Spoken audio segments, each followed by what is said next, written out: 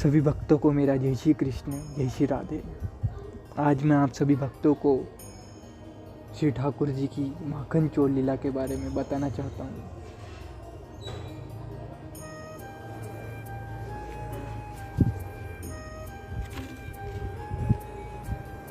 एक समय की बात है महाराज, जब श्री राधा रानी श्री किशोरी जी को ये पता पड़ा कि कान्हा पूरे ब्रज में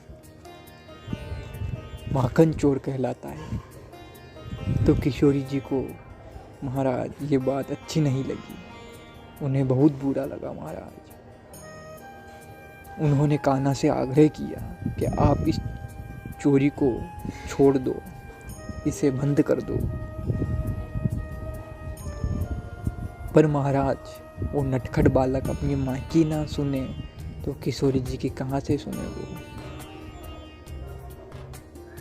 किशोरी जी के आग्रह करने पर भी उन्होंने अपनी लीला, माखन चोर लीला बंद नहीं की महाराज। इस बात से आहत होकर किशोरी जी कान्हा जी को सबक सिखाने के लिए उनसे रूठ गई, उनसे दूर हो गई महाराज। अनेक दिन बीत गए, राधा रानी ठाकुर जी से मिलने नहीं आई महाराज। अब कान्हा को रहा नहीं जाता महाराज। उनके इस विरह से कान्हा अति दुखी हुए, क्योंकि दोनों का अलौकिक प्रेम है महाराज। तो कान्हा उन्हें मनाने के लिए बरसाना आए, पर श्री जी नहीं मानी महाराज। श्री जी नहीं मानी। उन्होंने बहुत प्रयास किया पर श्री जी नहीं मानी महाराज। इस बात से कान्हा को बड़ा दुख हुआ। तो कान्हा ने एक लीला करने की सोची महाराज। नटखट है महाराज, ब्रज को कहीं ना कहीं लीला कर तो रहे महाराज, चैन कहाँ पड़े। ब्रज में लिल्या गोदने वाली स्त्री को लालीहारन कहा जाता है महाराज। तो कान्हा सब काम कर लेवे, ब्रजवासियों को दुलारो है महाराज। तो कान्हा ने लालीहारन को बेस बना के महाराज घूंघट ओढ़ के बरसाने की गलियों में पुकार करने लगो।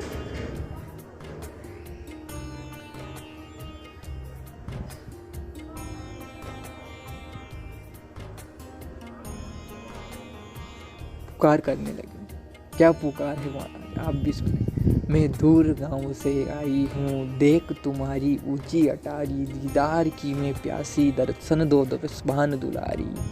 हाथ जोड़ विनती करूँ, अर्ज मान लो हमारी, आपकी गलिन गुहार करूँ, लिल्या कुदवा लो प्यारी। ऐसी मधुर वाणी में कान्हा बरसाने की गलियों में कहने लगे। जब किशोरी जी ने यह आवाज़ सुनी तो तुरंत विशाखा सखी को भेजा महाराज और उस लालीहारन को बुलाने के लिए कहा। आप सब भी महाराज उस छवि को अपने ध्यान में लाके उसका चिंतन करो महाराज कि कान्हा उस समय कितने सुंदर लग रहे होंगे। घूंघट में अपने को छिपाते हुए कान्हा किशोरी जी के सामने पहुंचे महाराज। उनका हाथ पकड़कर बोले कि कहो सुकुमारी, तुम्हारे हाथ पे किसका नाम लिखूं।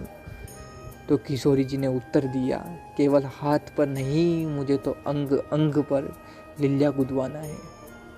क्या प्यार है महाराज इन दोनों का, अलौकिक।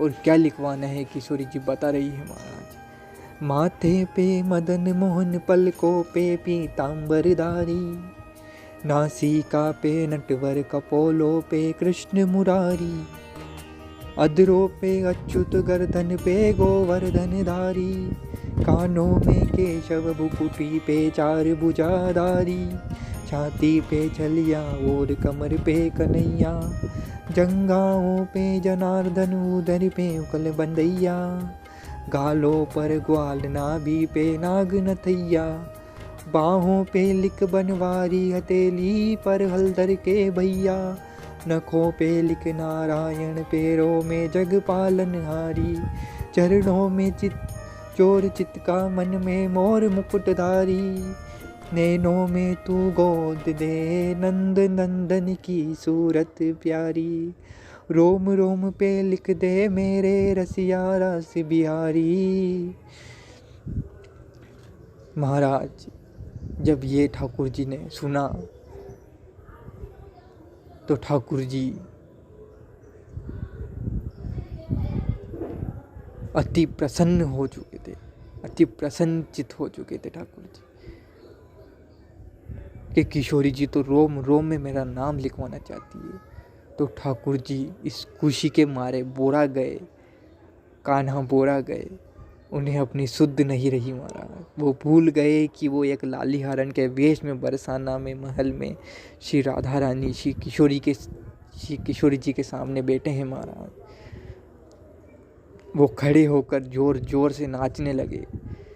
उनके इस व्यवहार से किशोरी जी को बड़ा आश्चर्य हुआ कि इस लाली हारन को क्या हो गया, और तभी उनका घूंघट गिर गया महाराज।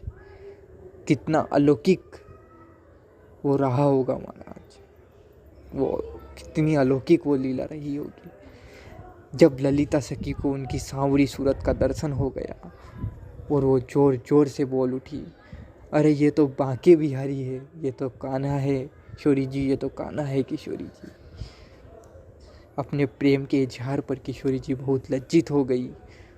अब उनके पास कन्हैया को क्षमा करने के अलावा कोई रास्ता न था महाराज, कोई रास्ता न था महाराज। ठाकुर जी भी किशोरी जी के प्रति अपने अपार प्रेम को जानकर गदगद भाव विभोर हो गए महाराज। ऐसी मेरी किशोरी जी है महाराज, ऐसे मेरे ठाकुर जी। बोल बरसाने वारी की जय, राधा रानी की जय।